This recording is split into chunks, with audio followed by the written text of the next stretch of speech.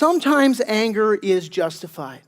Sometimes there is what's called a righteous anger. These are situations where you see abuse taking place, or you see oppression taking place, or when you see molestation taking place. There was a heinous news report just came out yesterday about some kids that were found in Northern California, and I became homicidal in my thoughts when I saw that.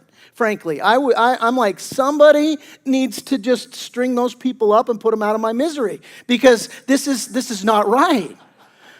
And there is a righteous anger. What's that stemming from? It's stemming from the fact that they chained their kids up and were starving them. That is wrong, and it's right to be angry with those type of situations, to have a righteous anger at something very unrighteous and very wrong that's taken place.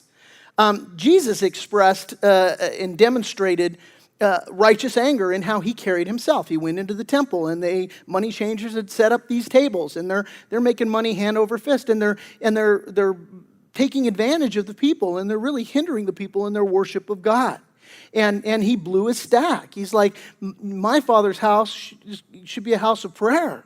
You've made it a den of thieves. And so he goes around, knocking the money changers' tables over. We see examples in Scripture of him driving them out with a whip that he weaved himself. Think about that.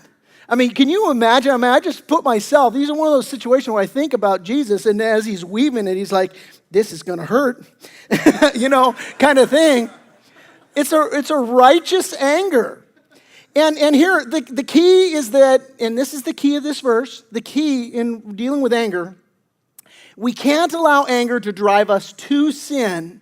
We are exhorted to be angry and not to sin, okay? And so we can't let anger drive us to sin.